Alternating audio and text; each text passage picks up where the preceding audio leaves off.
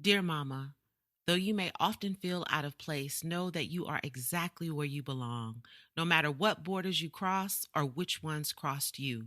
Whether the moves you made were by choice, under duress, or by force, you may look for a place outside of yourself to call home, but home is within you. You have a right to be here. The land beneath you and the sky above you is yours to claim. In this episode, Stepha Lafond, mother transition coach and founder of Mama Slay Life, joins us for a rich discussion about finding the ground beneath your feet. We cover Stepha's birth story, her journey from Haiti to America, motherhood, and the diverse views of Black diaspora's relationship to Africa. As always, we're so grateful you're tuning in. Don't just listen, subscribe, and follow us on all social media platforms at Dem Black Mamas Podcast so you won't miss an episode. Please keep emailing us, engaging with us through social media comments, your reviews, and SoundCloud comments. Keep sharing us, even if it's only with one person. If you're a new listener, welcome to the ride, y'all. Invest in us by becoming a DBM patron, buying merch, or giving a one-time donation. Links are in our social media bios, and for full show notes, check our website, dimblackmamas.com. Now, let's get free, y'all, and jump into episode 33 of Dem Black Mamas.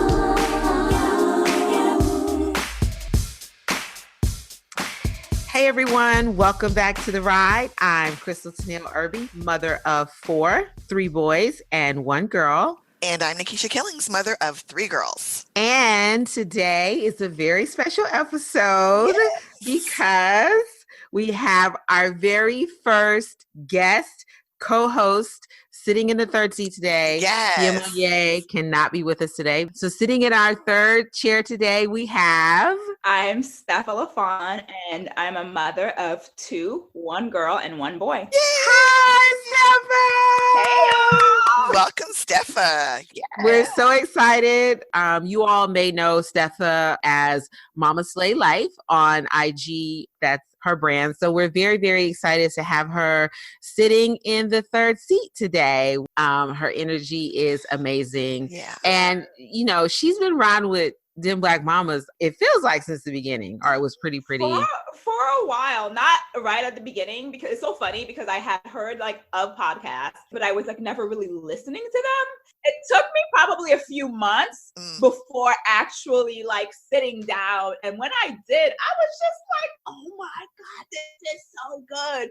And my initial thing was like, oh, it's an hour. It's an hour and a half because y'all had long episodes. Yeah, it was long. It was long. And I was just like, oh, I got that time. And then I would just like be cleaning or riding around. And I'm like, oh, this is funny. Yeah. And I could relate. So I was just like, oh, yeah. The great thing is you can pause, come back, you know, you don't have to listen like in one setting. But I think it's also like that time passes. Yeah. Oh, good. So it doesn't feel long. It doesn't drag it on. You're enjoying it and you're like literally like part of the conversation, and also you're not realizing that the time is passing because like maybe you're doing something else, but you're listening intently and you're enjoying it. Oh yeah. Good. I'm glad ours feels like that. I think that's how everybody's introduction to podcasting kind of is in the beginning. They're like, man, I don't have time to sit and listen to these people talk for an hour and a half. And then you realize, oh wait, they can come along with me while I'm doing life. Yeah. Once you figure out, oh, okay, I can fit this around my life, then, you know, podcasting is where it's at. Like audiobooks, where it's at for me. Yes. I'm a big audiobook person. I always tell people, like, whenever I say I'm reading something, just assume that I am listening to it. Yes. I'm like, oh, I'm reading that. And they're like, well, you know, I'm listening to it. Exactly. It has to be the right voice for me for audiobooks. I don't think that everybody who writes their book should read their book. No, except for Michelle Obama. Have y'all listened to Becoming? Oh my God. Can we take pause for the cause? Y'all Pause can. for the Y'all cause. can. The kitchen But- is so No. I love First Lady. Forever my First Lady. I purchased the hard copy book and I purchased the audiobook. I want to make sure I'm giving her all the love, all my coins. right. However, the audiobook is like a lullaby. She literally Really? lulls me to sleep every Really? time I go to listen. So I mostly did it when I was driving. Right. It was rarely at my house unless there was like a particular point where like I needed to like finish this. I was coming from a drive, I was listening to it, and I'm like, oh, I really want to hear the rest of the Okay. That's where I was. But yeah. I thought that it felt like you were with her because it was her voice, and it was just like, hey, Michelle, girl, tell me about your family. Tell me about school. Tell me about that raggedy counselor who told you you're not Princeton material. Like all these things. But I did do it a lot in the car, so I don't have the experience. Yeah, I did it like on planes or at the end of the day, sitting down on my quiet time. Oh, no. I did it always while I was doing something else. Okay. So I was cooking, folding clothes, in the car driving. We listened to it so much in the car driving that RJ was like, oh, when he would get in the car, when I would pick him up, are we listening to First Lady Obama today? Okay. But no, I was always doing something. Okay, that's the key. All right, I'll give her one more shot. I'll give her one more shot when I'm engaged. Yeah, it was good. And I think that Michelle has been taking names, and there were some petty moments. Oh, yes. Oh, yes. Oh, yes. I felt like she was taking names. And this book, she was like, let me cross that name off. Got it in this go around. But overall, I felt like it was really good. And it connected the personal with the historical. I felt like she gave some historical context to her personal experience, which was really good. Yes, that reminded me of a saying my dad said. I won't cut this early in the show. It'll come later. But he said, he always says, I have a long memory for mofos. Yeah. And she does. She was like recounting all the time. You know, something that a lot of people are pulling out of the book, which is disappointing to me, is her take on Jeremiah Bright. Right? Okay. I felt like during the whole book, she gave a lot of grace and context to the older people in her life, specifically the older Black men. True. And the way that they moved, the way that they operated, their attitudes and all of that. She gave a lot of context and a lot of grace. These men would have been the same age as Jeremiah Wright. She didn't give him that same context and that same grace. And I don't think that it was really her trying to placate to white people. I think that it was a petty moment in the book.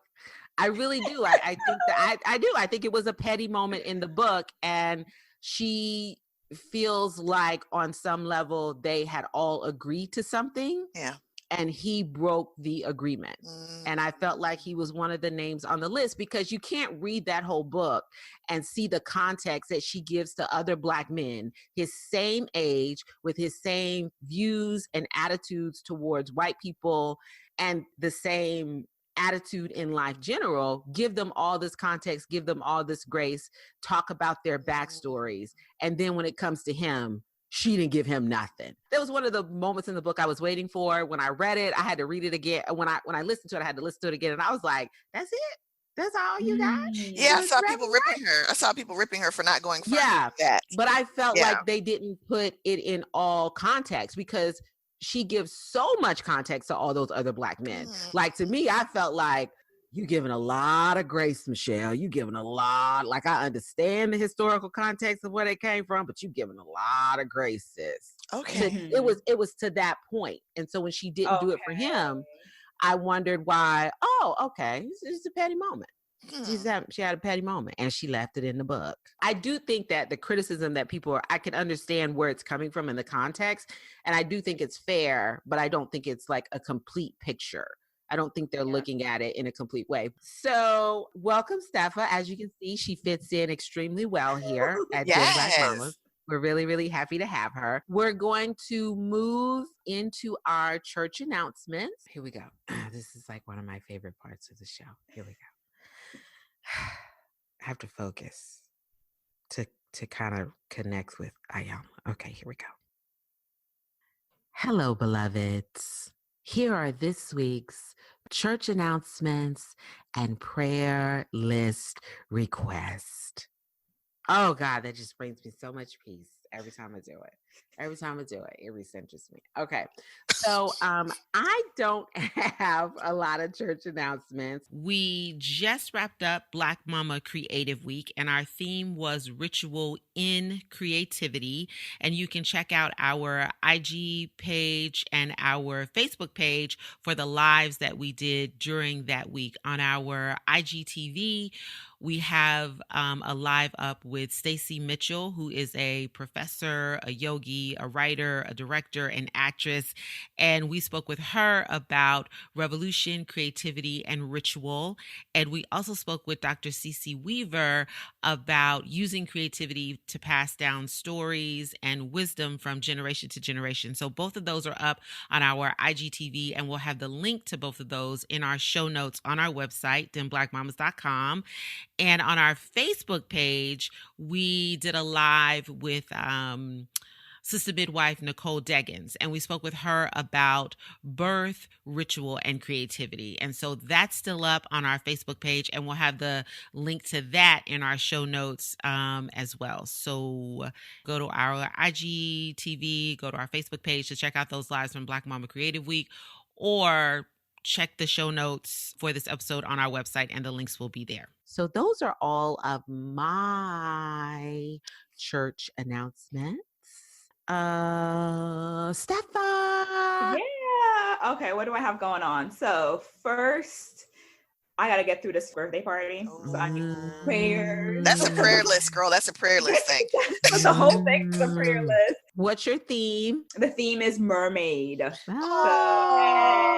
So I found a little, actually, I got a notification right when I jumped on here that my mermaid package just shipped, because I got it from Craft My Occasion, which is a Black woman owned company. And yes, honey, little black mermaid with fro. Stop. Yes, and I've been eyeing her work since probably for about a year, and I'm like, I will have to use it when the time comes. So, and it's called Craft My Occasion. Craft My Occasion. So we'll be incorporating that, because you have to. And that's the thing, like a mermaid with a fro, and not a mermaid like, even if they're black, I can't even. I'm like, you get in the water and with our type of hair, we got that.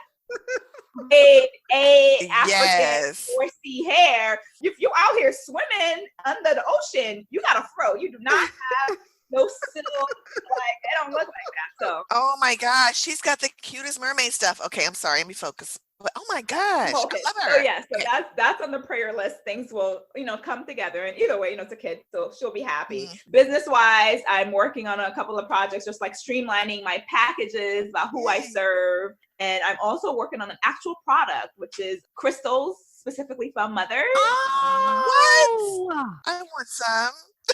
You'll get some. Yes. So definitely it's like a word, because I became into crystals like when I was pregnant with my first. I was like, ooh, like what is this? And I picked a few based on like the descriptions and like what I wanted to embody around that time. And I think it can be a very powerful thing, because motherhood, again, can be so heavy.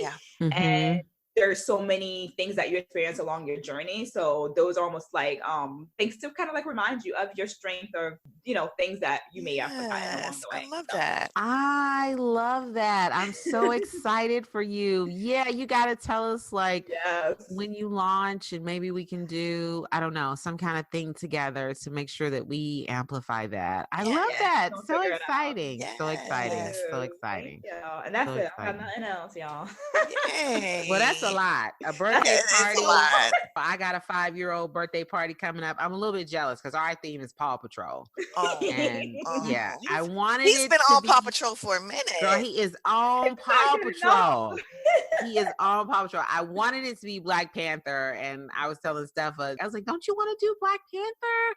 Or, we saw Spider-Man, and he was like, but Chase is on the case. And I was like, Chase is on the case. Okay, you gotta have what you want. Yeah. I mean, so before we jump into our mac and cheese segment, Make sure that you all are following us on social media. We're at Dim Black Mamas across all social media platforms. And don't just listen. Make sure that you're subscribed everywhere podcasts can be found. So make sure that you're subscribing to us. Please comment when we post the episode. If you have comments, if you have questions, you can email us or you can drop it in the comment section. We really appreciate it. And Stepha, do you want to give out your social media information so that people can follow you and hit you up? Yep. You can follow me at Mama Slay Life. What else? You can email me at hello@stephaalafond.com. Yeah. Okay. So you're on IG? Is IG all you do? Yeah, I have. Yeah. Whichever one is popping, whichever one you want people to follow you on. I do more IG because that's where I'm at. I can only focus on like one thing at a time. So okay, makes sense. All right. So Instagram at Mama Slay Life, and we'll have that in our show notes. Yep. So we are going to jump into our mac and cheese segment, and there are parts of it that are going to be a little scary for me, but I feel like this is a subject that as Black people, we've been dancing around, but I feel like we really, really need to talk about. And when Stepha and I were talking about topics, this topic sort of organically came up. So just a little bit about Stepha. Stepha Lafond is a transformational coach and mentor and founder of Mama Slay Life. She designs programs for the woman at the intersection of ambition and motherhood, an invitation to reconnect to your true identity, shed the stories that don't serve you, release, overwhelm, and unearth your magic. Oh, I like that. Did you write this, Steph? This is good. I did. Good little bio here. She believes it's time for mothers to do life and business on your own terms. Absolutely. Okay, this is the part that I read that I really like. Fun facts about Stepha. I love that you have this on your website. I love this. Fun facts about Stepha. She is proud Brooklynite of 12 years, although she questions this choice every winter since she's more of a sun and sand girl. So why are you still in New York? I don't know. I love New York, though. I be going to other places, and I'm like, I mean, it's cute. I was like, y'all cute. I will say I do love LA. I haven't been in a couple of years, but I do love LA. Like the energy. LA is hard not to love. It is. Yeah. The thing with LA is it's 80 degrees sunny, no humidity. No humidity. Yeah. You always got like that nice breeze coming off the ocean. So she's a big advocate for holistic living, herbal remedies, and healing foods. Obsessed with kombucha. You know, I got to get on this tip because so many people are drinking it now. And recently started brewing her own. Okay, are you going to make that into a product as well? That's badass. We thought about that, me and my husband, because we all like both. So 3 of us out of 4 people in the house. So me, my son, and my husband love kombucha. So we joke about it, but the process itself is easy. But to like brew it in order to like facilitate it, that would be an undertaking. But you know, I don't think there's a Black kombucha company, so we might could be on to something. There you go. I mean, I watch white reality TV. I'm just gonna say, look at Bethany. She started out going to a bar, ordering a special margarita drink for skinny girls, and then she had her own liquor. I'm just saying it's possible. We don't walk the same paths. It's not how that would turn out for us. But maybe we can get Stepha on a reality TV show as a coach. Okay. You know what I'm saying? Okay, I see it. You feel me? Yes. You with me? Yes. As a coach. Okay, I'm just saying. Just putting it out there. Mona Scott, if you're listening. She had both children at home, and with her son, the midwife made it after he was delivered. So you had an unassisted birth. So what was that? What was that like? Listen, it was a hot mess. Ready. Wait, no. This is what I love about it. What I love about it is, you know, we are home birth advocates. We really are. But people really think like home birth is going to be so beautiful and so peaceful and nothing goes wrong. And Steph's like, it was a hot mess. In the way that it was beautiful. So I'll give a story real quick. So I was due the day before, and it was a Sunday afternoon. I do a lot of holistic stuff, as mentioned before. So I did chiropractic with both my children. Oh, which is so great. That is excellent for a pregnant person because you get out of alignment. I try to convince people and they don't, and it's hard to explain because even when I first started going, it feels like they're not doing anything. But you get out of alignment and it realigns everything. And that's so important to having your hips and your pelvic area open up. And it's good for the recovery as well. But yeah, go ahead. So I had a chiropractor appointment. It just happened to be like my husband was saying that his back was hurting. I'm like, oh, come with me. I have a package. You can use it. So we both go, and it was right by the park. We go to chiropractor, go to the park, it was 90 something degrees outside. The chiropractor did tell me, because she was like, she's like, when's your due date again? I'm like, it was yesterday. She's like, oh, baby's coming. She's like, baby's coming tonight, maybe tomorrow, no later than that. Wow. And it's so funny because even being entrenched in that, this is my second child, this is my second time going to her, I was like, yeah, girl, okay. Like, the baby gonna come, like, when you gonna get my son? You know, like, there was still that tinge of what you telling me about. So we went to the park, went home, we ordered food, had a burger, went and took a nap. Everybody took a nap. And the last thing I remembered is my girlfriend, Janelle, we were due around the same time, but she had her kids about a week and a half or so before. And she had texted me, she's like, you still pregnant, girl? And I remember seeing that. And I was like texting back, like, I was like, yeah, girl, I'll let you know. And going back to sleep, and then the next thing I knew is I felt something snap inside of me. Oh. I like woke up. I was like, okay. I didn't have that the first time, right? So then I get up from my bed, and it's like leaking, not a huge surge. And I was like, there is like white foamy liquid coming from inside of me. I'm like calling Chris. I'm like, Christopher, and he is like knocked out on the couch. I'm like, it's coming, it's happening. So he's like, okay. So he gets up. He's like, okay, good. What are we doing? He's like, okay. So what do you want? What do you want me to start the birth tub? I was like, nah, just run me a bath. And we're gonna call me Manye. Manye is my midwife. So I had to pour me a glass of wine. This is me. Like, just give me some wine. This sounds right to me. Just pour me some wine and just get through. My water just broke. I'm about to have this baby right quick. Can you give me a glass of wine? What kind? I'll take a nice red. Red, thank you. So I get my wine. He runs the bath, and he's in between. Like, he called my midwife, and he's trying to like also do the contraction, like the app thing. Oh. So I'm in pain. I'm like, oh, I'm like, every time I get a contraction, I scream, contraction. So he times it. So midwife is like, she's getting her bag ready. I tell her, in about an hour. That sounds like good enough time to get here. She lives in a neighborhood. So I'm like, yeah, come in an hour. She's like, great. Shit goes from 0 to like 10,000, right? So while I'm in the tub, he's filling out the birth tub, and my daughter wakes up, and my daughter had been she didn't give a fuck about the pregnancy. She was just like, bitch, why is your stomach this big? I love her. Yeah, just turned 2. And I'd be like, oh, come touch the baby, like trying to get them involved. Come talk to the baby. We have 2 bathrooms, which, in New York, that's like, ooh, yeah, 2 bathrooms. Other people have probably more than that. Yeah. So anyway, the one in the hallway was hers, right? She claimed it. And when I would try to like run my pregnancy bath, she'd be like, Mommy, why are you using my bathroom? Why are you using my bathroom? I want you to use your other bathroom. Right? So that day she sees me in the tub and she completely changes. She's like, hi, Mommy. How are you? Oh, wow. Who that? Who is this child? So, and she came in with me, and we were kind of having like a surreal moment where like music was playing, and we're actually doing patty cake while I was having contractions. Oh. So we did that for a few minutes. And like I had text my doula, all this stuff, like, hey girl, she happened to be in the freaking Bronx, which Brooklyn to the Bronx, like, it's far. I was like, why are you in the Bronx, girl? You need to come. All right, I'm coming. She's dropping everything. So we transition into the birth tub, go into the tub, and now there is video footage of my husband recording, talk about home birth at its best, at its finest, or whatever. Like a hype man. I was like, we the best. So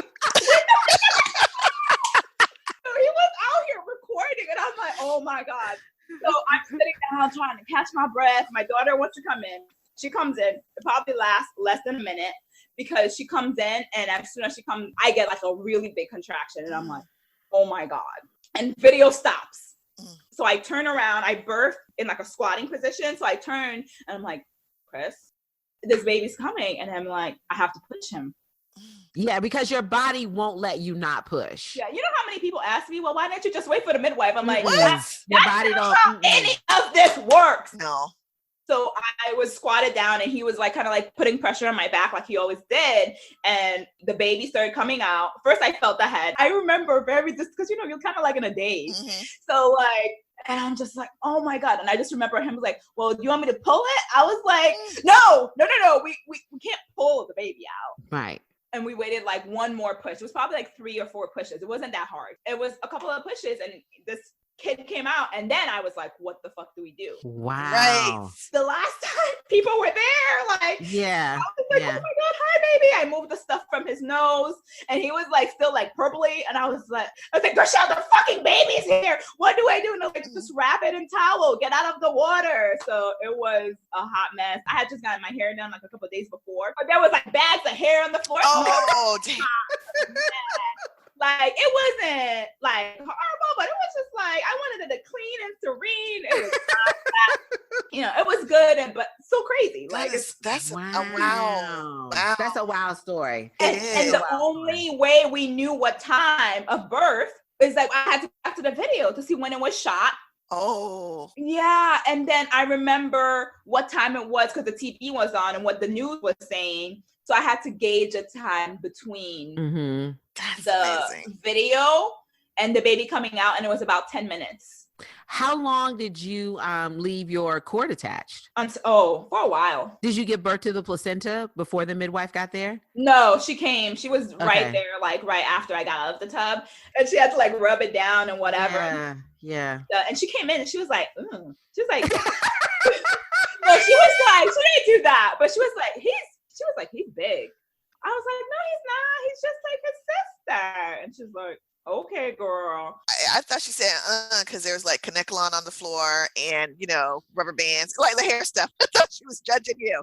My doula was like that. She was like, I thought somebody was coming to clean. Judging. Listen, babies didn't have time for all that, okay? We didn't have time for this shit. No, like nobody came to clean. We still pushed out the baby. So like my doula had then like come right after her and she was bathing me, which I was like really scared to like wash my vagina. I was just like, oh, it feels like it's sore. Like I don't want to wash it. Like, cause you know, I just gave birth. Yeah. And she had the baby. My midwife had the baby, cleaning him up and weighed him, and she was like, girl, he's 9 pounds 4 ounces.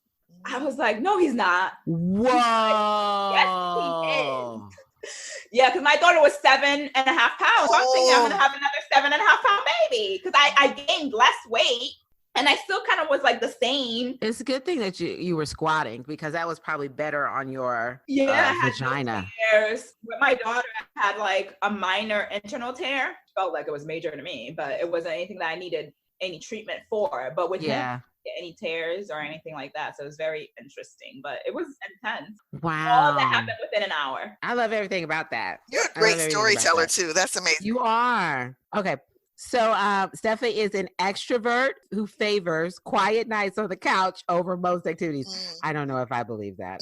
Okay. But I'm an ambivert. I'm actually a true ambivert where like there are spaces where I can be extroverted and like take control. But other times I'm like, I don't want to fuck with y'all. I'm the who are gonna be there. Yeah. That's Nikisha. Yeah. I don't want to do everybody all the time. Yeah. You like, you coming, Nikisha? Who all gonna be there? Yeah. Who's in charge? Who put this together? That's Nikisha. I get that. Ooh, we're still on the bio. Yes. Okay. And she likes sandals, crystals, moon magic are the fuel of her soul. Aww. So I thought that I love that you had fun facts on there. Just took us a minute to get here. But our mac and cheese topic is about moms who are Black immigrants. And there are a plethora of reasons that I wanted to talk about this subject. Number one is Stepha's story is so amazing that she's going to share with you in a few minutes, but also because I think that the face of immigration is Latinx. And I'm not sure if Black people see immigration as an issue that we should really care about, but it is because there are so many Black immigrants living in our country that need our help and need protection. So that's one of the reasons that I wanted to talk about it. Another reason that I wanted to talk about is that I think that what's been bubbling under the surface and something that has come to the surface is that there's this tension between Black Americans and Black immigrants. And I think that Black immigrants are all lumped into one group, and we don't see the diversity among them. And there's a lot of diversity among them, and there are a lot of differences among them. And the other reason that I wanted to do it is because one of the things I don't think that a lot of us know when we talk about enslavement is that most enslaved people were dropped off in the Caribbean.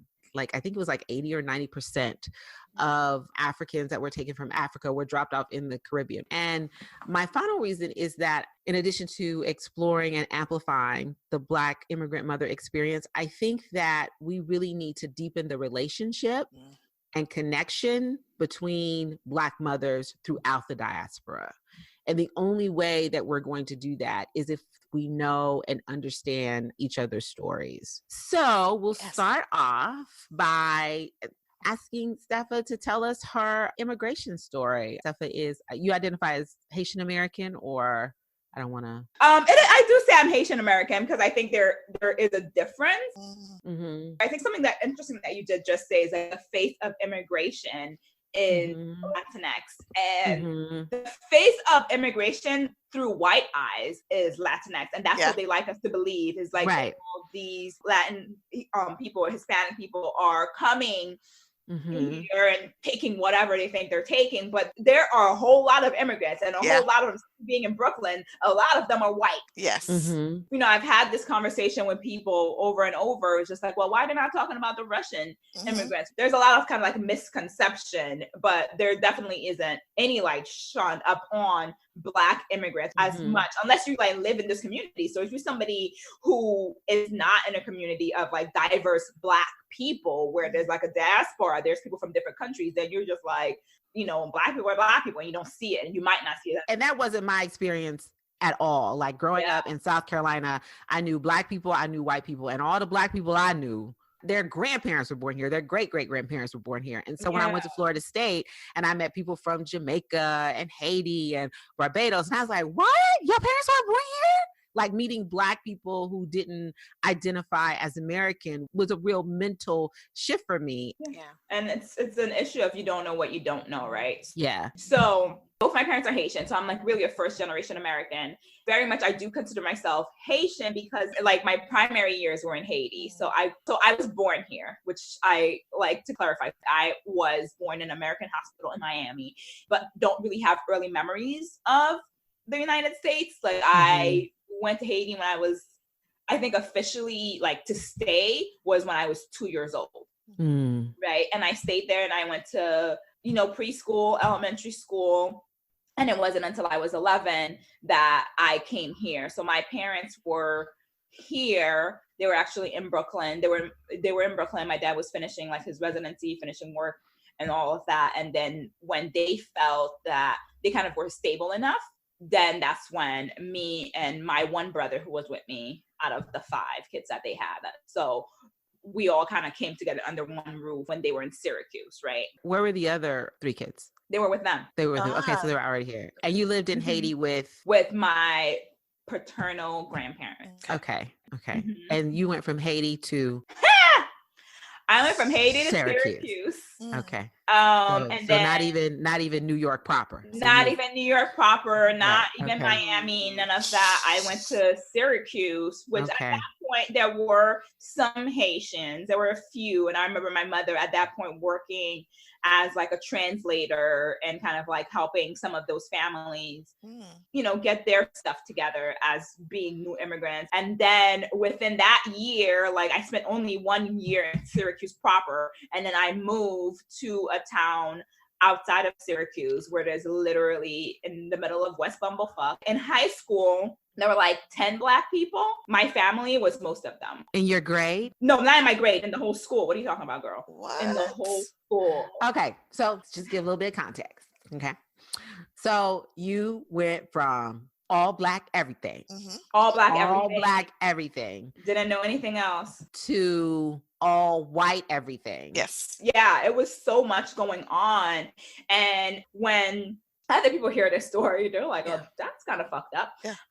And they'll be like, did you go to therapy? Like my sister-in-law, who's white, she was like, did you get therapy? And I'm like, no. Thank you for thinking that therapy would have been needed in such a drastic change, because my family didn't think about that. But no. They did not think about the changes and how it was going to impact me. And I had a very contested relationship with them, especially my mother, obviously, because she was home a lot. So, you know, we had very contested relationship because I didn't have that bond. And I had seen my mother maybe 3 times. Woo. Yeah, Before prior you to came. that, like 3 visits, and some of them were positive, because one of them, she disciplined me, like literally hit me. And I literally was like, what the fuck you hitting me for? Like, you're not allowed to hit me. Like, you know, these other people who also love on me can, you know, because like that's how they discipline. But I was also like the good kid. So I wasn't used to getting hit. I think I was like 8 when that happened. That really was like a thing. And so funny, it just came up to me. Like, that was one of the reasons, like, I didn't connect. There was no relationship development, because when she came, it was just like, oh, well, y'all come to visit for this, come to visit for that. We'll do a couple of things. It was never like mother and daughter. Let's go and do this together. So there wasn't a bond. And I think also, like, prior to her visiting so often, I had like this ideal, right? I remember there was like this music video of this woman, and she kind of resembled my mother, and I had this ideal of her. And when I met her, especially after that hitting incident, I was just like, oh, you're not that. Okay, whatever. So it took a while to kind of like build the bond with her, but they didn't understand that. Like, I had to grow and do my own stuff and be like, yeah, that was fucked up, but okay. Like, yeah, I'm struck by 2 different parts of the story. First, I think a lot of Black folk who were raised in America probably can't necessarily relate to having a baby, and then by over the age of 2, sending them to live in another country, right? And so I think that's a really extraordinary component of your story. The other piece that strikes me even more is that you came back to stay with your mom as a tween.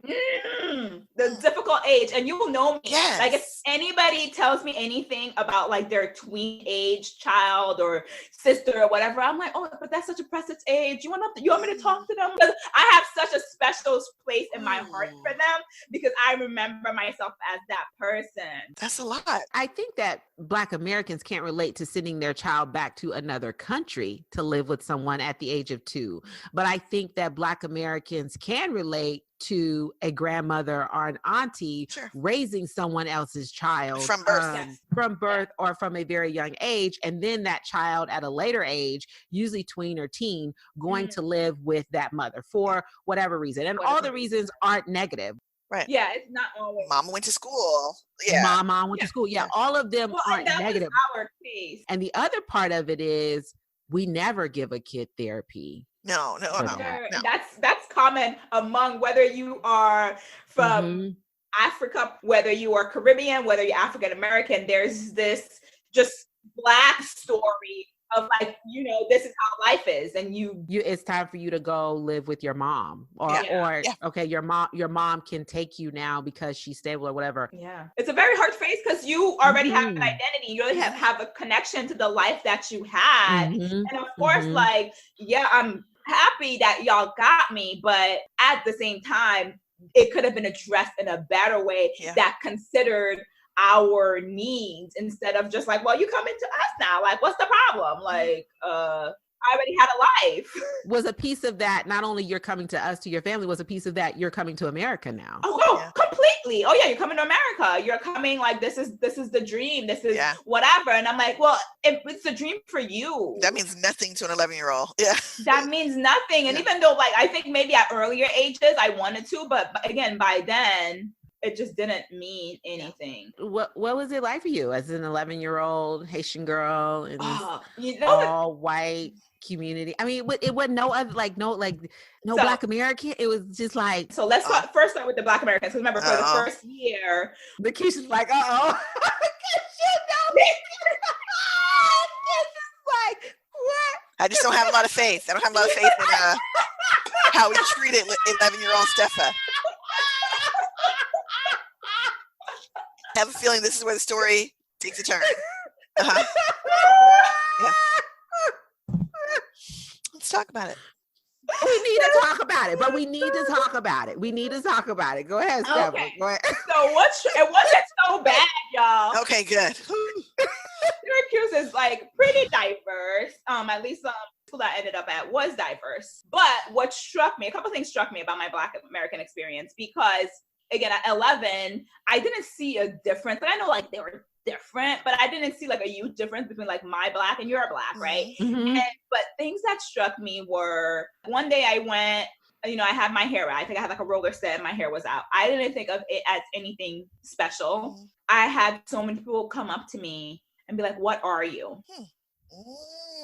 Like, "What are you?" And I'm like, I was so confused. I was like, "What do you mean?" Wait. Yeah. You didn't have a concept of race? No, I understood Black and white, but I didn't understand like Black, like my Black is different than your Black. Okay. Yeah, I also didn't view myself through the lens of whiteness very much, right? Right. So like, oh, you must have this, you must have that. Are you mixed? I got a lot of people ask me if I was mixed, if I had this, if I had that. And sometimes I thought it was my hair, and other times I'm just like, I don't understand your question. It was just very strange because it was never like in a conversation. It'd just be somebody randomly looking at me in school and be like, "What are you?" That was me. I had a friend, my friend Joe, and for the longest time I was trying to figure out like, I know he's Black, but he ain't like a different kind of Black. And so one day I asked him and I said, "What are you? Are you?" And he was like, "What do you mean?" And I was like, "What are you? Like, I know you're Black." And I literally said, "What kind of Black?" And he was like, "Okay, so let's have a talk." Okay. Yeah. Because I don't want you going around asking what kind of Black folks are, And just my limited thinking of how I was raised and who I was raised around was so small, was so small in terms of space and in terms of world outlook. Yeah. And then the next thing that struck me was, again, English was my second language, and I learned pretty quickly. Obviously, I was in a house where they spoke English. So, and I took ESL classes. People didn't understand why I talked white. I got a lot of that. Like, I had people laugh at me. Wait, you learned English when you got here, but Black people still thought you talked white? Oh yeah, they were like, "Why do you talk like that?" Because I was speaking proper English, I guess. Yeah. And that also confused me because I didn't understand the difference, because I was literally just learning the language. I was just like, "What do you mean? I don't understand that." So it started to kind of like shift my vision of like being othered. Like, you're Black, but like, is you Black enough? And I had that throughout my life. The expectation of Black people, just again through white lens, right? It's a very limited fit into this category. Even though if it was Black people doing it, it's like, we talk this way and we do things this way, and they judge me for that. But I had a few friends that were great, but it wasn't traumatizing. It was just like, oh, it's different, I think. And again, I started to see like how limited, again, talking about limited vision or knowing what an immigrant looks like. Do you think that if 11-year-old Stepha came here this year, her experience would be different? Do you think there's been enough of a shift? It depends on where I landed. If I still landed in Syracuse, or in Fulton, no. Okay. I don't think so. I think if I landed in Brooklyn, sure, or Miami even, or Miami, or different places that are just like culturally diverse, even if it's not just African American Black people. Yeah. So I'd like to just share my story in comparison, since Crystal talked about being South Carolina, which is Black and white, right? Was any other? Or was there a third? I think that there was a Latino culture here, but I think it was shrouded in silence and didn't want to be seen. Okay. Because we're surrounded by farmland. I had a friend who was Filipino, but it was rare. It wasn't the norm. But I didn't know any Black people who had parents experience were not born in this country. I didn't know any Black people like that. Yeah. So I grew up in Orlando, Florida, so the experience is different. And I remember telling somebody years ago, there was just Black, white, and Puerto Rican where I grew up. For all intents and purposes, the Puerto Ricans in Orlando that I grew up around were just Black folk. Like we identified, we were culturally very similar. They just spoke Spanish. They identified as Afro-Latino. Yeah, for sure. A lot of my little guys I had crushes on and dated throughout school were Puerto Rican for that reason. However, the Black folk were really diverse, even at that time in the 80s and 90s. we're really diverse because it's, very close to the Caribbean. So, good friends from Jamaica, from Haiti, Dominica, and, my best friend was from St. Croix, the Virgin Islands. So or St. Thomas, sorry, Virgin Islands. So we had a really interesting and super diverse Black experience growing up in Florida. Florida's a, different type of southern state, right? So it's not for real. Yes. Yeah. And so I can't remember a time where Black only meant one thing to me, which is really fascinating. Now I know about, chitlins and collard greens, and my Black roots run deep through North Carolina. And so I'm very aware of how that is different from the experience of my friends whose families were immigrant families and were from Caribbean nations that were Black. At the end of the day, our experiences were so similar. Our mothers parented the same way, firm hand, you know what I mean? We had so many more similarities in the way that we saw the world and did life. I don't think it occurred to me until coming into this conversation that there were folks who had Black experiences that did not include all those versions of Blackness. It's fascinating. I mean, I got to Florida State and someone said they were Jamaican, and I was like, but you Black, right? And like, I didn't, like, I was like, okay, what does that mean? And then I remembered one of my friends said to me, she was like, well, what does Black mean? And I was like, what does Black mean? You know what I'm saying? Like, it was all that I knew, because she said growing up in Jamaica, ethnicity is tied to land. Ethnicity is not tied to race. Yeah. The concept of race, especially when you live in a country that's the majority you know what I'm saying? The conversation about race is not what it is here among Black people. We have some friends who they have an issue when Black people from other countries don't identify as Black. I don't have an issue with that, because I'm like, they retain their culture and they're reclaiming land, which is something as a Southern person, I totally get, because land meant a lot to my family. Like, one of the things that my father has always said is, if you don't hold on to nothing else, hold on to this land. Yeah. Like, I got identifying based on the land that you came from. Yeah. But friends who feel like, well, why can't they just say that they're Black? Because of not understanding that race is a social construct created by white people to separate us from the land. And so when you don't identify as a race and you identify based on your land, you have more of a cultural tie. Yeah. I never began to think about race in that way until I met Black people from other countries who did not identify racially. It's fascinating to hear from someone who has lived that experience and come here and had to really step into a culture that is so different and so race focused and so impacted by the white lens. Stepha, I shudder to think that I probably contributed to some of that foolishness. Like, what are you, girl? How has that impacted your mothering? Because I think the thing that really drew me to your story was the mother-daughter. Yeah. I never thought of the impact that immigration can have on a parental relationship. Yeah. I never considered it. And that's the reality for a lot of people. So like, just to even like go back and talk about me being left in Haiti or being with a different family member, there were several children in my school that had that same kind of setup. Yeah. And there are children from just different countries that have had that setup where like they were born in America, but for whatever reason, they were then sent home to live with somebody was not their biological parents, and then came back at a different time. So that's something that happens different immigrant communities, whether it's Caribbean. I'm not sure so much as African, but I have a feeling that's also the case.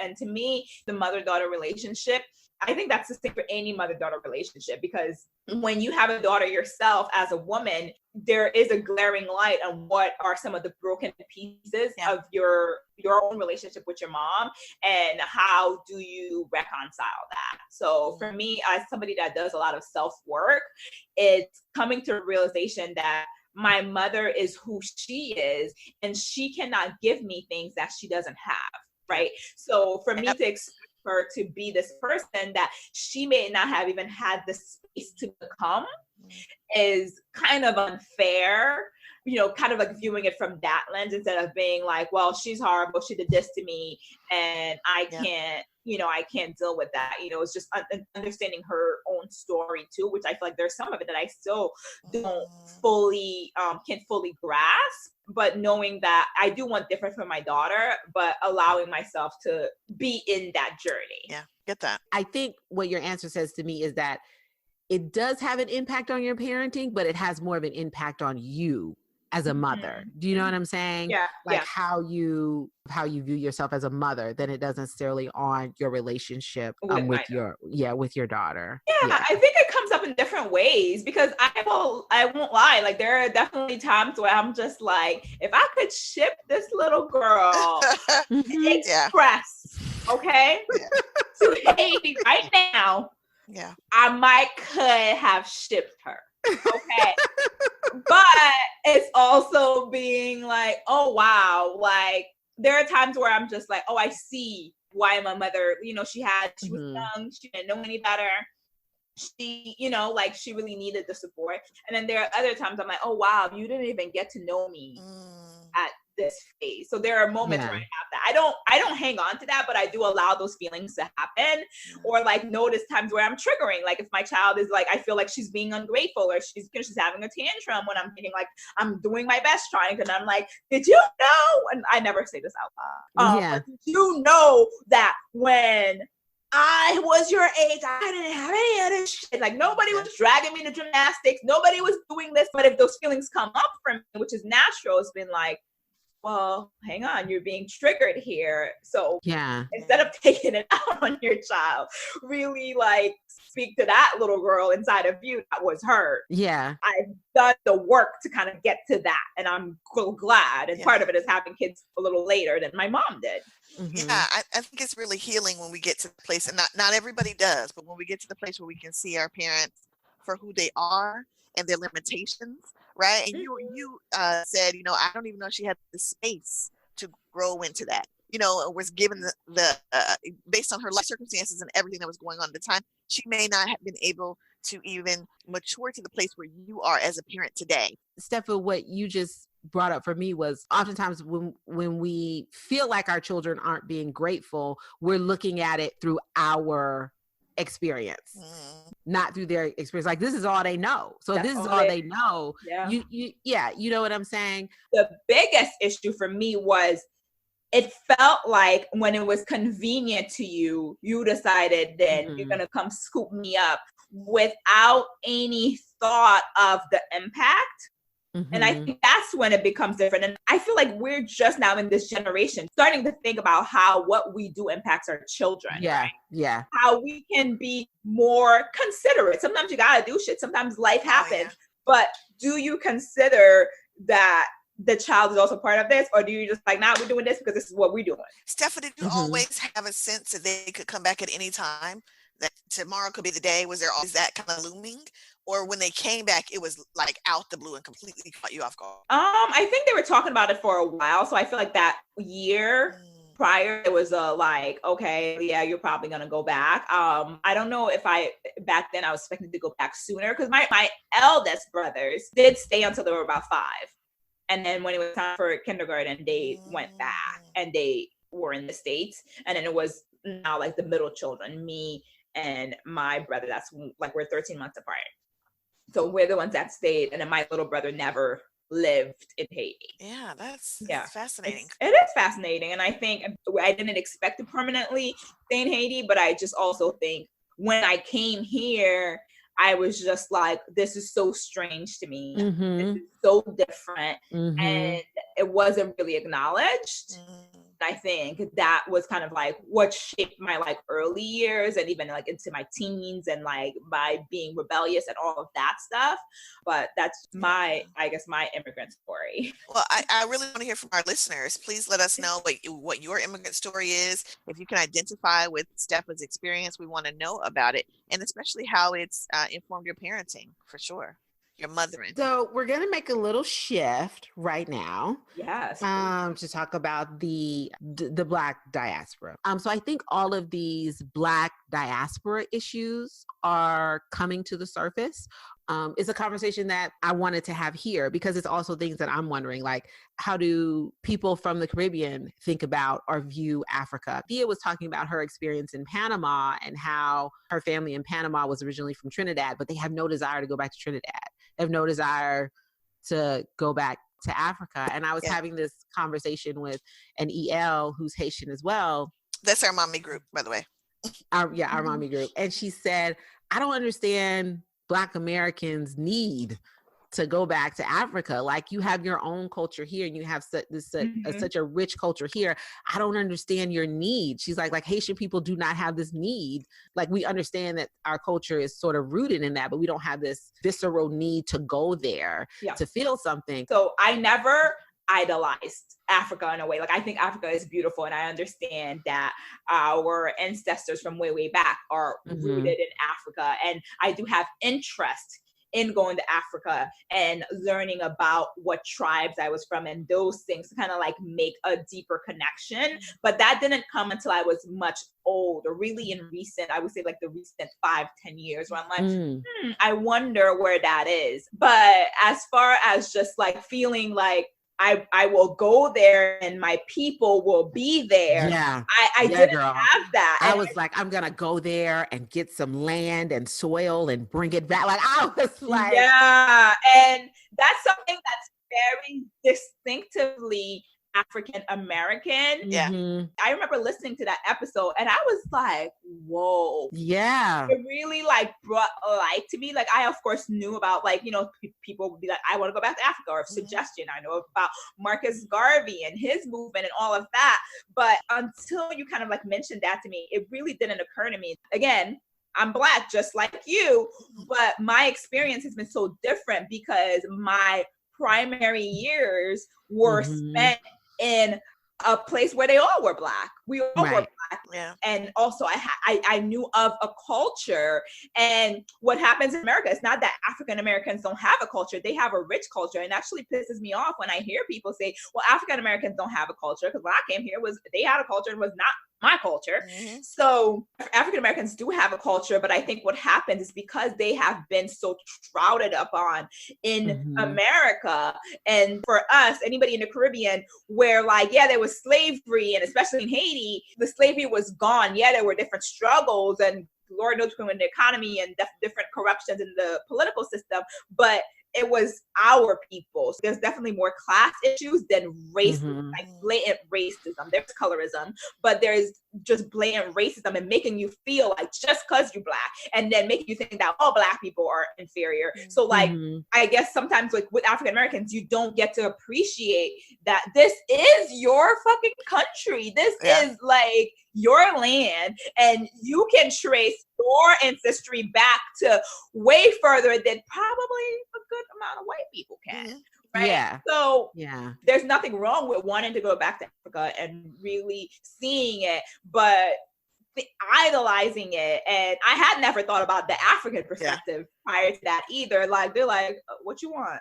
You know, holding out, like, you know, they're gonna come and they're gonna be like, come on, my sister. That's what I thought. I thought it was gonna be like, welcome home, my sister. And again, I went to South Africa. I didn't go to the I didn't go to the west coast of Africa, but still I thought that there would be some feeling of, come on, welcome back to the land, my sister. And it was just like, even in that Grapevine episode where they were talking about people, you know, wanting to go back to Africa, and again, like, go and visit. I think we should be interested in different African countries for whatever reason, like whether you just want to be a tourist or you really want to, you know, trace back your lineage or whatever. But she was talking about, she was Nigerian, and she was like, you know, she's going home and she sees like these African Americans with their dashikis and their fros. And she's like, oh, child, you know, that's not what you get over here. So like that perception and the romanticizing, I don't think there's anything wrong with it. It just comes out not knowing. So it's coming from your American lens. Right. I never thought about this until after Black Panther. We had the live shows. We toured, you know, the college campuses, and we talked about this topic quite a bit. I never thought about how differently African Americans were viewed by other parts of the diaspora. So it occurred to me that we had this longing to go back home because of what Stepha just said, and never really being allowed to feel like this is our home. Then you think there's another home that will welcome me. But what we didn't know, what I didn't know, was that home hadn't really learned about me or how I got here. Lots of folk and I've been doing a poll of Africans when I talk to them. What did you know about Black Americans? What did you learn about how we got here and why we aren't with you? And they're like, that didn't really come up in school. You know why? Colonization happens everywhere. So their schooling has also been impacted. Yeah, certain parts of our history have not even been shared. They have no real true sense of why we're here. There is an assumption that we're here because we want to be, and we're lazy and shiftless and not achieving as much because of these are character flaws in Black Americans, not because of the 400 years of history behind us trying to just have a piece of home that we can call our own. And so they're not longing for us. They don't even know how we got here a lot of the time. And that was heartbreaking. I think what that made me realize when I came to that realization was that I do think that reparations is an international issue, because even if you were born in Africa, enslavement impacted you because your sisters, your brothers, your uncles, healers, doctors, people who were contributing to your culture were taken from your land. And what would Africa be if we all had stayed? We looked at an episode of The Grapevine where they talked about African Americans, Africans and Caribbean people. Right. There was one woman in there who said it was something unsettling about Black Americans going to Africa and buying land. There was something sort of unsettling with that about me. And I think it's the same thing that returning to Ghana sort of brings up for me. It's like, and again, the slave trade was international. So why only Black Americans? There's like why only to us going on there? It sort of feels that way. And not that I'm against it, but it brings up something for me. Yeah, I get that. For me, what that says is that they have identified that the Black Americans have that need to reconnect. And frankly, Americans have access. We travel more and we're becoming interested more in African travel and the growth of companies like Travel Noir and just like social media and all that stuff. Why not take advantage and be like, well, come to the motherland when, again, what is it that you're providing? If it was genuine, it could have been in a different way of you to really explore. I think it could have been several countries, first of all, because we all know that not everybody, we don't all come from one area. And right. When I think about Haitian culture or Jamaican culture or Panamanian culture, again, it's tied to land. And I think that is the one thing that our land is missing. And I think for me, that's what the conversation for reparations is about. Like, for me, part of it has to be about land. Like, I feel like because I am the descendant of enslaved peoples, I am tied to this land. And so I very much operate in that way. Like, I think 10 years ago, if there was a return to Ghana, I would be like, yes, whole family going, we getting like all of that. Like, we up in there, we gonna have the best experience. And now 10 years later, I'm sort of like, I think that's cool, but I don't feel this visceral need to have it. And if I don't go, I don't feel like I'm missing something. And that's not to shade it, but that's just like that's how much my identity, I think, has transformed and expanded. Ladies, how are you talking to your children in light of that? How are you talking to your children about their roots and where their roots are? Do you, Stepha, more about Haiti than anything? No, actually, we talk about Haiti, but I don't think like they're deeply structured in like Haitian based on their schooling. My kids go to very Black schools, and it is very much an African American experience, but they do talk about different countries. So they know about Cuba, they know about Haiti, they know about some countries in South America. My daughter this year had a project to talk about where she's from. And, all the kids talk about where they're from. And, she knows we're from Haiti. I mean, well, my son he's almost 3. He doesn't care less. They eat Haitian patties. I don't make it like, this is what we do. I am getting better with speaking Creole with them. It is important for them. Not French, but Creole. Yeah. I love that. Yeah. I have one of my really good friends is rebellious for her. If her Haitian family or her Haitian friends speak French, she will not speak French. I'll She's answer like, them I do that too. yeah. I do She's that like, too. I answer them in Creole. She's like, no. It's a hard thing. It tugs at me, and I'm gonna have to make a decision real soon. Like, what I would love if I know both the languages. So like, let's talk about really quick about how colonization affected Haiti, where in school all you did was speak French. The books were in French. If you speak to older Haitians, they don't even know how to write. They don't even know how to write in Creole. If I was to write some of my aunts or whatever, they don't get it. They're like, what are you saying? Some of them will, but the good majority of them will not be able to write it. Where like I learned to write in Creole in America. Wow. Like to really write in Creole. And it's not that hard. I already knew the language, so I knew the phonetics of it. It's a very phonetic language. But you go to school all day. You're speaking French, oui, oui, la, la. You only speak French to the teachers. But even like with your classmates, you're speaking Creole. Yeah. That's an effect of colonization. And I do love the French language. I think it's a beautiful language. But I do think sometimes it can be for people to make themselves look a certain way or show that they come from a certain background. And when I'm trying to have a conversation with you and you just speaking French, no, I just start going off and not speak that language because I know you know what I'm saying. So why don't you? So it's a weird thing to navigate, and to the point where like I still speak French very well, but I speak Creole so much more because again, my Haitian friends, I have several Haitian friends who they never lived in Haiti. They were just like straight up Haitian American, and they only spoke Creole. They didn't speak French. A lot of my Haitian friends from the States spoke Creole because that's the language of the people. Yeah. The French is the language where you want to be fancy, you want to show off, you want to be proper, but I hate that the white part, the white version is always the proper. You know what I mean? Yeah, I mean, but it's like a code switch, right? It just happens to be a whole different niggas talking a whole different language. Yeah, it's like what Black people do with African American vernacular. Yeah, in a way, it's language because if you straight up talking in African American vernacular to somebody who's not used to it or somebody who is a different race, they might not could understand what the hell you're talking about. So yeah, for me, we talk about identity a lot. Yeah, I identify as Black American, and RJ identifies as African American, and he has a very clear reason why. He's like, because that is the country that my ancestors who were enslaved came from. But my ancestors who were enslaved have such a long history here that I'm American as well. Shiera, my oldest daughter, she identifies, she's like, I'm Black. Yeah. I'm like, not American. She's like, I'm Black. She goes to an HBCU.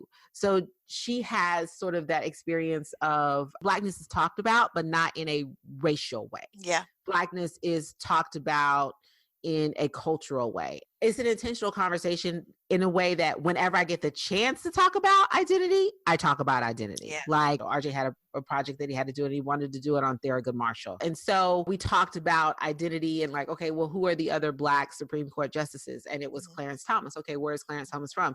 He's from Georgia. Did you know that he was Geechee Gullah? Oh, what is Geechee Gullah? You know what I'm saying? So whenever I get an opportunity to introduce identity or another Black culture, or somehow expand how they think about Black culture and Black identity and the diaspora with my children, wherever I can get a chance to give them language for their identity, I do it. Yeah, that's a tough one. It took a while before they could really understand the difference between the color Black on its face versus culture Black. You know what I mean? Like they're like, we're not Black, we're brown, mommy, you're yellow. I don't appreciate that at all. But it's true though.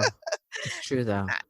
Anyway, now that they understand what I mean by Black, we as a family identify as Black, just straight up Black, partially because we wanted to instill in them a belief or a sense that they are part of global Blackness. Right? That the majority of the world are people of color, brown and Black folk. You are not a minority. Only in this space, in this time, in this country, should you feel like you are of a minority, but otherwise you are part of a majority. The majority of the world are not white. Black folk are everywhere, and we have certain things that we can identify with those folks the world over. So that was kind of an intentional messaging that we've given to them. I think they're comfortable being Black. They talk to me a lot about, there are no other Black children here today, Mom. They recognize their Blackness. They're starting to really revel in Black girl magic and how special and powerful they are. And, when we are the only Black face in a space, how people are intrigued by them. They recognize what that is. Their little peers want to touch their hair. They know what that's about. So they are aware of their Blackness, both its benefits and, they might have to check up here. But yeah, I don't think I ever have felt a real, a line in the sand where I have to say I'm African American. You know what I mean? I certainly see Africa when I look at me in the mirror, and I see it in my children, I see it in my family, and I don't know nothing but America, right? 3-4 generations back, sharecroppers, enslaved folks. America is the history that we know, and my family in North Carolina is still very much living on that land they sharecrop. It's still very present in terms of our lived experiences. So I am African American, but we Black up in here. And so that for me felt more comfortable, especially having grown up in a place where my girlfriend's Black too. She's Dominican. She's Black too, and she's Jamaican. Well, we do want to hear from our listeners about identity, how culture has shaped your identity, and also what you think about going to Africa and what you think about reparations in terms of Black people. And so we do want to hear from you all when it comes to that. And thank you, Stepha, for sharing your story. I don't take that for granted that you wanted to share it here and you wanted to share it with us. So thank you so much for sharing your story. Thank you guys for having me. And just on the subject of reparations, so I didn't find out until like a few years ago that Haiti actually had to pay reparations to France after. What? Yes. Honey. Why would they have to pay reparations to France? Because they're like, you making us lose all on all this sugarcane money. Shut the front door. Yeah, so that was a thing. I don't know how big the push is right now, but there was a push, especially around the earthquake time, when people were like, what the fuck, France? Like, yeah, you're helping us now, but what you really need to do is give us those billions of dollars. France need to legit come up off them reparations and talk about the murder of Toussaint Louverture. The caucasity of it. The caucasity. Listen. Yeah. Wow. Yeah. Reparations apparently happened, but it happened the other way around. If I were Haitian from my cold dead hands with France, oh, you want your money? Come over here. You remember the last time what happened when you came over here? Yeah, we were so proud. And I think that's where kind of like it stems, that it's just like, okay, fuck you. We'll give you some money. Go. Oh, God. But yeah, for a long time. We got to talk about that. But okay, another time. Our final segment, Black Mama Says, where we put our own twists on sayings from Black mamas. This episode's Black Mama Say is, let me tell you what you're not going to do. Crystal. Okay, so I have been watching. She's ready. The Inventor, about Elizabeth Holmes. Elizabeth Holmes is a white woman who dropped out of Stanford at the age of 19 and created this thing called the Edison. And what the Edison was supposed to do is they prick your finger instead of putting a needle in your arm to get your blood, and was supposed to run 200 diagnostic tests at once. Okay. She started a company at one point, I think it was estimated at like $9 billion, got all these people to give her money. The owner of the Patriot, Kissinger, was on her board. The founder of Oracle was on her board. Not everybody, only white men. White men, yes. She got them all to give her this money, and she don't blink. Like literally, she don't blink. Like she don't blink. She got all of them to give her this money, and nobody ever asked her, can we see to make sure that this works? Walgreens cut a deal with her where they were going to put this machine in 40 stores in Arizona. And not once did they say, well, you need to bring it over here and let us see if it's worked. Somebody had to whistle blow on her, okay? This was a decade-long scam. There was no such machine. The machine didn't work. She created this machine and told people it worked, and they would put their prick of blood in there, and then she would take the blood out, and they would run the test the traditional way on the traditional machines, okay? Let me tell you something. What we not gonna do, Black people, is ever again walk into a room and feel like we don't belong, we're not worthy, and we're not as smart. Because clearly, the gag is fake it till you make it. Fake it till you make it. That has been the gag for white people. So what I want to tell Black people is never again, when you walk into a room and someone says, oh, I graduated from Stanford, or I graduated from Harvard, or I went to USC, or I started this multi-million-dollar company when I was 19 years old. I want you to think about Elizabeth Holmes. I want you to think about all them white folks kids who got into them schools on a sham. I want you to think about Aunt Becky. And I want you to say, you know what? Her machines at her company probably don't even work. That company probably ain't even got no real money. You know what? Her parents probably paid for her to get into USC. No longer when we walk into a room do we need to feel like we have to prove we are not there by affirmative action. Because clearly all them have been using affirmative action in a different way and got the come up. Yeah. Nobody even asked this woman if the machine worked. Nobody thought to be like, show us some receipts. Nobody did that. Yeah. You don't want receipts. To them, the receipt is her skin. Yes. And the whole, well, she was good enough to get into Stanford, and we're not going to question that because like she good. She just dropped out because she had better things to do. So, and nobody even thought to be like, does anybody find it strange that she don't blink? These are the questions Black people would ask. So funny. Black people would have left the meeting with her and been like, did anybody notice? Did she didn't blink? Now I got to bother y'all? I have to look up video of her now. She don't blink. The inventor.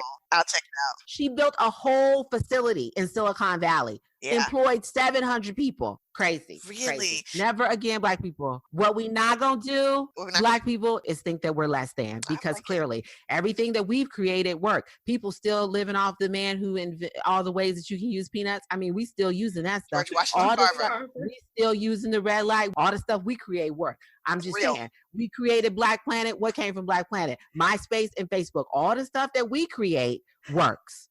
So when we walk into a room, I just want to say, never again do you think you're less than. You are worthy. You deserve to be there. And if it's all white people around the table, 6 out of 10 of them paid to be there somehow, some way. And the other 4 are scammers. That's what I'm saying. Oh my God. That is what we not going to do. Oh, that was a good one. That was a really, really good one. Wow. She don't blink, y'all. She don't blink. And they gave her all that money. Oh my gosh. And I was looking at this, I was like, God, I blink. Maybe she's blinking when I'm blinking.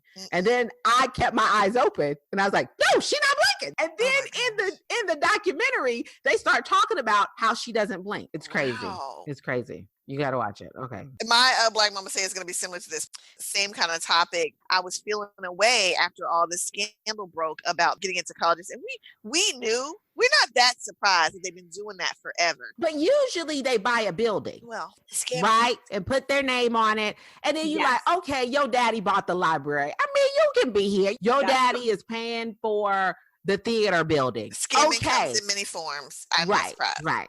But no. I am bothered. You alluded to this earlier. I'm bothered by them questioning every single thing about what we do.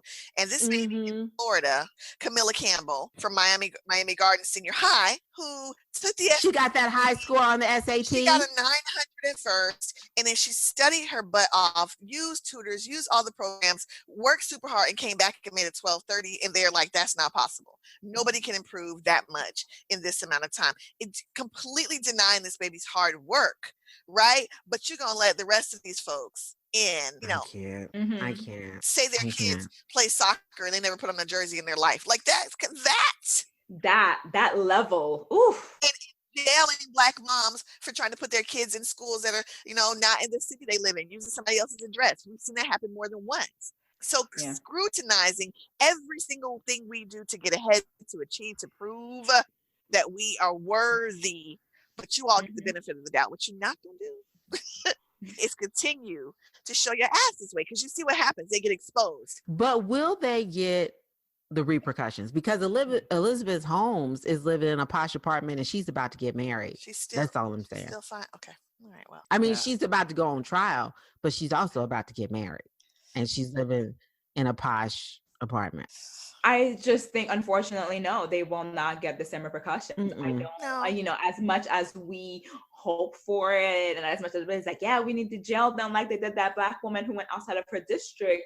No, they're going to find a way or be like a slap in the hand, or be like, oh yeah, you're in jail for one day. To me, what happened with that story is the level, right? So like Crystal mentioned, like we've always known of people buying buildings or their family's legacy, so they find a way, whatever. I feel like that's known, and whether it's right or wrong, like they're obviously money, right? But when it's to the level of like, you wouldn't even play the sport, but you taking a picture, like, what is that about? Because I can understand privilege, I can understand money. It goes deep. Fine. But like, to boost your child, and that's sometimes tied to like the parent's own ego rather than like the child. Yeah. But like, to just like make up a whole fucking story about like trying to get an athletic scholarship or to pay off for that. Like, what the fuck is that? I'm just telling them we see them. I'm just telling them we see you. You got to be a little bit more slick because we know the game now. And the difference is, if your parents' name is on the building, then I know how you got here. So it doesn't do anything to me to question while I'm here. I'm like I know, and you know, and you know that I know because your daddy name on the library. But the undercover thing adds to the idea that you earned it. Yeah, that's true. It's terrible. Yeah. It's terrible. Y'all got to watch The Inventor. I'm going to watch it. Thank you, Stepha, for joining us. Yes. So excited. Thank you for joining us. You're welcome back anytime because you just fit like right on in. Thank you for blessing us. That's really good. This is great. But you want to shout out your Instagram stuff again? My Instagram is at Mama Slay Life, so you can find me on there. And I've been trying to do more IG TV videos and just different content on there. So I'm excited about that. It's always just real talk. And it's real talk. It's real talk. It's real talk. That we need to hear what we need to talk about. And that's it. You can find me. My website is stephaflafond.com. So just my name.com. Nice. That's it. I'll follow her. All right. Follow us on Facebook, Twitter, and Instagram at Dim Black Mamas. And don't forget to check out our website, dimblackmamas.com. You can send us your thoughts about the show, show us some love, or if you have questions, you can email us at dimblackmamas@gmail.com, or, drop us a DM. Thank you again, Stepha, for joining us. All right. That's it. That's all we got. We ain't got no more.